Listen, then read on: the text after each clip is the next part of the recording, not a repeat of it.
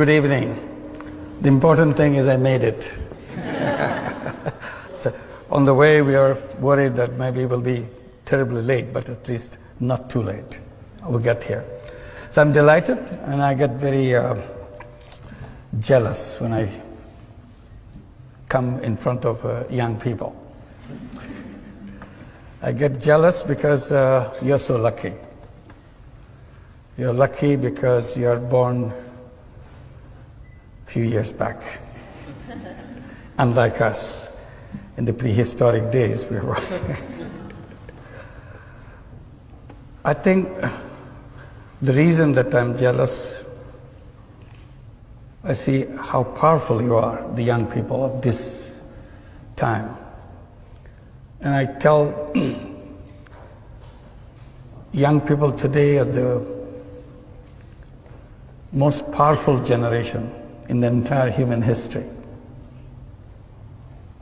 Not because these young people today are smarter than before. It's the same. Smartness is the same. It's because you have technology in your hand, which no other generation ever had. Unbelievable technology. That gives you tremendous power. On the surface, you look just like another human being. But in reality, each one of you is a Superman and a Superwoman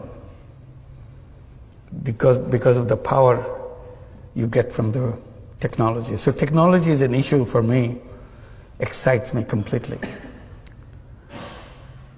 People usually tell young people that you are the leader of the future. That's the standard way, say leader of the future.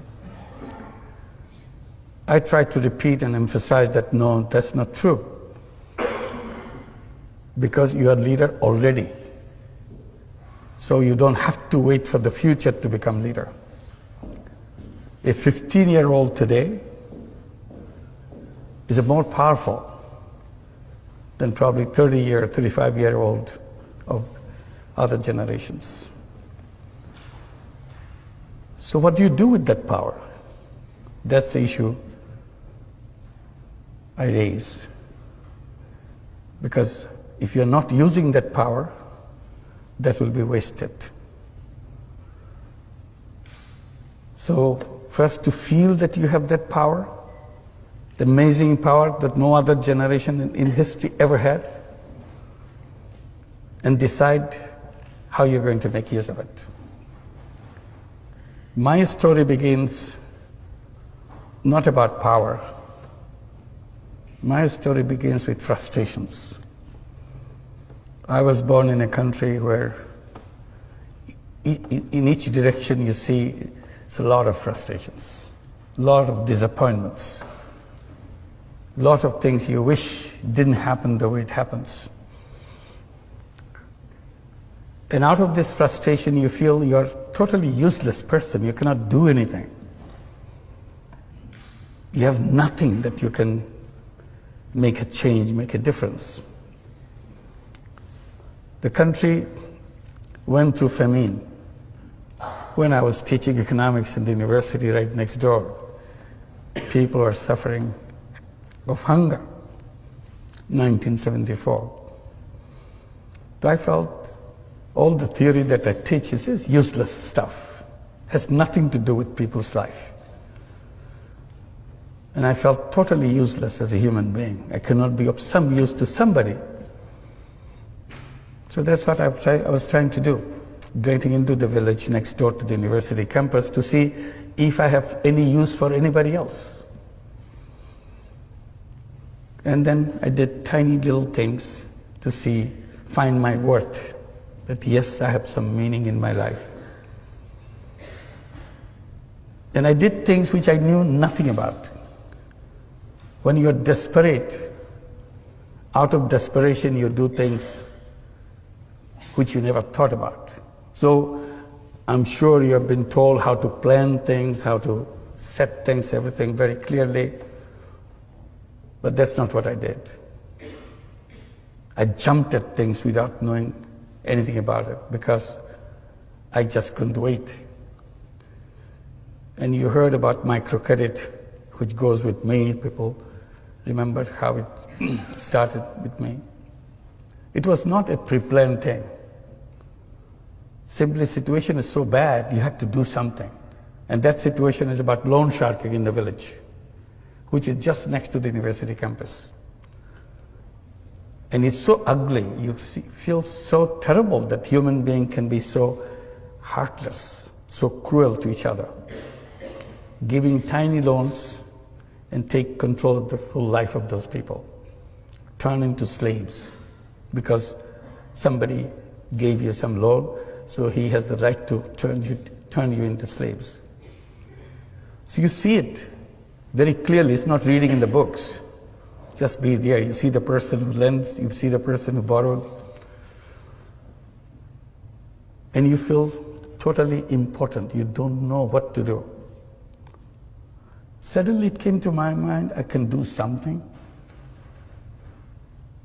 I can take care of this problem. It may be a global problem, who cares? But all I see, these people here, and I can solve the problem for these few people. The idea is, why don't I lend the money myself? If I lend the money myself, then they don't have to go to the loan shark. And the problem is solved for these people.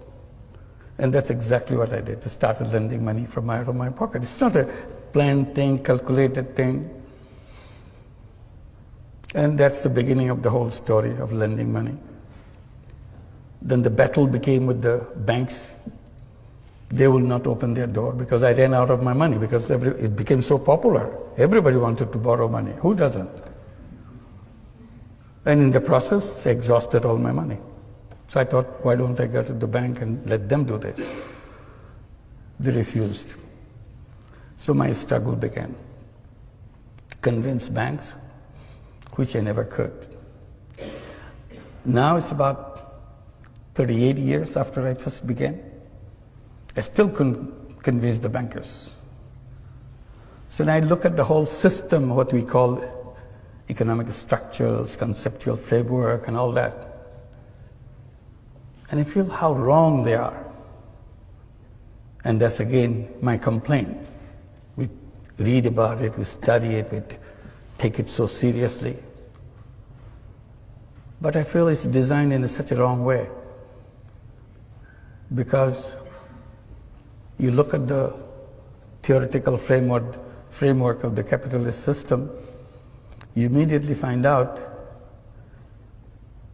the misrepresented human being in the theory. In their theory, human being turned out to be a money chaser. All they do in their lifetime, chase money. It's a money-centric, profit-centric world. So the entire theory has been built on the selfishness of human being. I said, that's wrong. Human being is not all about selfishness. Human being is not one-dimensional being. Human beings are not money-making robots. That's not their identity. Theory has diminished human being, made into a small thing, a robot. But real human being is very big. Way bigger than what the theoreticians imagine. It's a multi-dimensional being, not one-dimensional. I said, just to take example, I said, theoretician took the selfishness in human being, built the whole theory out of it. They forgot the same human being is also a selfless human being. That selflessness was never allowed into the structure that they built. So they're left out. So if you want to be selfless, why don't you go and become a philanthropist? I said, no. Philanthropy is a different thing. I'm talking about the business world. Why can't I use the selflessness in the business world? And that's what I did without knowing about it. When I started working with the poor people, particularly poor women, I see so many problems around them. And I jump at doing something about it. Again, knowing nothing about it. So every time I see a problem, I create a business to solve that problem. It became a habit with me. And I created so many businesses. But very different kind of business. People become curious. Why do you do that? It's not a business. I said, yes, it's a business. What do you mean by business? It has to be sustainable. That's what the quality of business is. So whatever I do is sustainable. There's a two-way flow. There are expenses, there are inflow, income, and so on. And I call them social business. That's the story that took turn. One is the microcredit part, another is the social business part. And I created a lot of those social businesses. Then something happened when we are trying to get all the young people from Grameen families. We have 8.5 million families in Grameen, all poor families. We gave them all the encouragement to go to school because their parents are absolutely literate, all of them. We said illiteracy stops with their parents' generation. Second generation coming out in the Grameen families must be literate. We did everything possible to make sure it happens, and it happened. We sent them to school. We gave them scholarships. We gave them all kinds of encouragement, and then started giving education loans so that they can go to the higher education. As they start coming back from schools with higher education, they get very frustrated. Where's my job? There's no job in Bangladesh. Very difficult for a poor young man or a young woman to find a job. In the beginning, I have no answer to that question, where is my job? Then, I turned the question into another question. The moment say, we don't have jobs, what do we do? And I said, who said you have to have a job? Did your school tell you that you have to have a job? Did your teacher tell you? Did your textbook tell you that you have to have a job? How did this idea of job got into your head? They get very puzzled. Aren't you supposed to have a job? I said, you are young people of this generation. You're lucky young people. Job is an old-fashioned idea. People who didn't know anything, they thought about the jobs.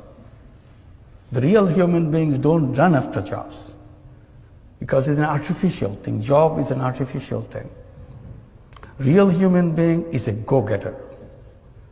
Real human being is an entrepreneur. It's in the DNA, it's in the blood. But somehow theory pushed them into wrong direction. Seek jobs. I said, you change your mind. Tell yourself again and again, every time you get a chance, I'm not a job seeker, I'm a job creator. And be a job creator. Think like a job creator. Behave like a job creator. As a job seeker, you become small. You are at the mercy of somebody else. As a job giver, you are at the top. Why should you have a job? To start your life as a creative human being, full of energy, full of capacity. Start at the very bottom. Nobody gives you a job at the top. It gives you at the bottom, no matter what it is. So all this energy, all this creative power is squeezed into a tiny little thing to find a little job.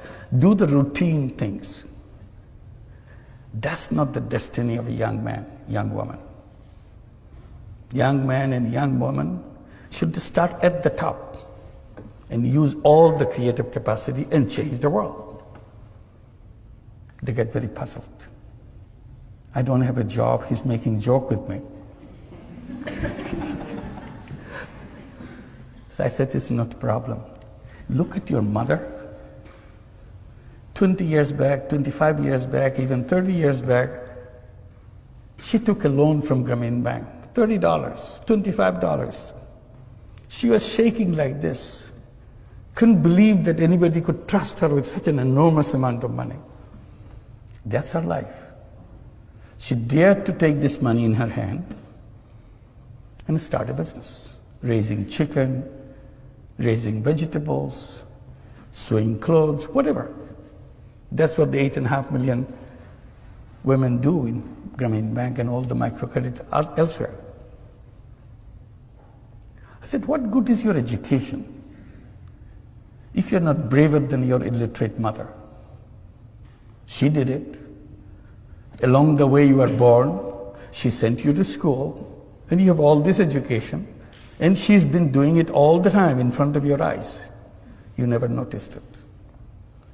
And you're going around to find a job somebody give you to do some minor thing. Is it befitting to you? So that is working. So what we did, we created a social business fund in Bangladesh. Tell every young person in Grameen families, come up with a business idea, anything. Even if you don't have an idea, look at your mother, what she's doing. Take that idea, build it into 10 times, 50 times bigger. Because you have education, you have connections which your mother never had. She never left her village in her life. You have seen the world. And once you have the business idea, bring it to us. We become investor and partner with you, every one of you. So now the young people are coming, business proposals after business proposals. We call them new entrepreneurs. They build their own community, help each other. So again, why unemployment?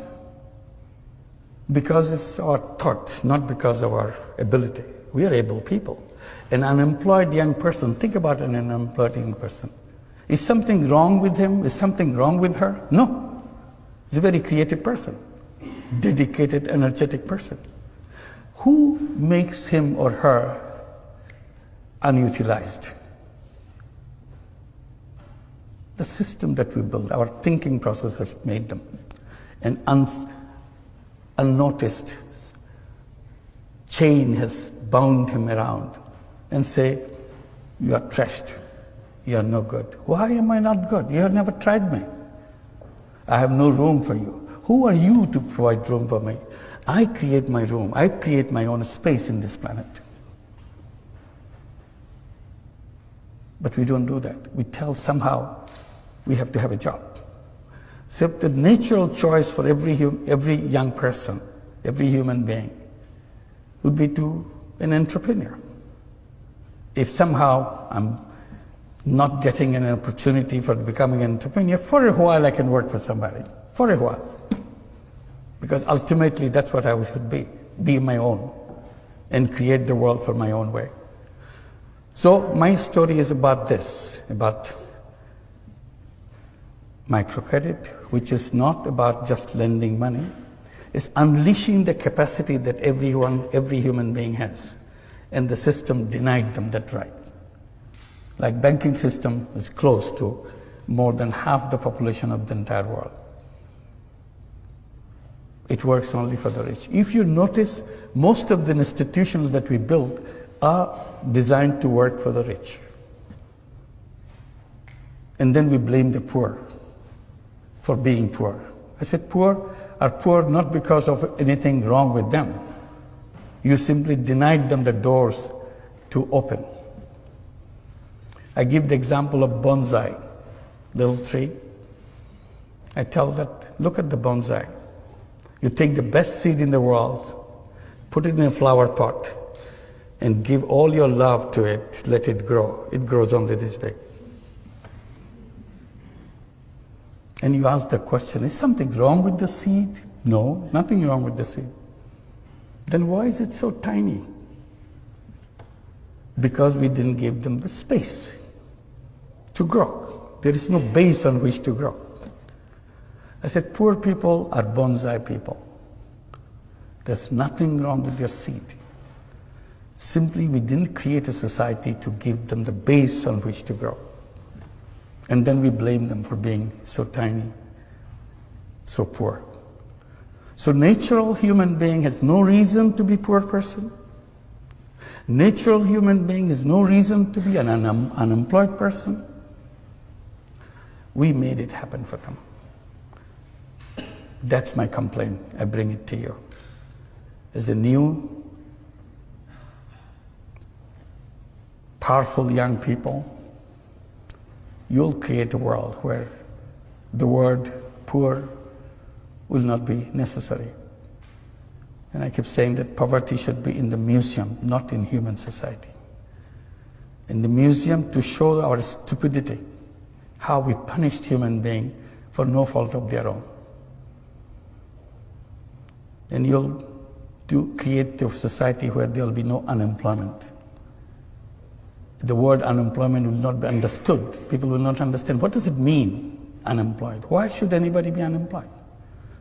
The first thing to do is to make the word unemployment unemployed.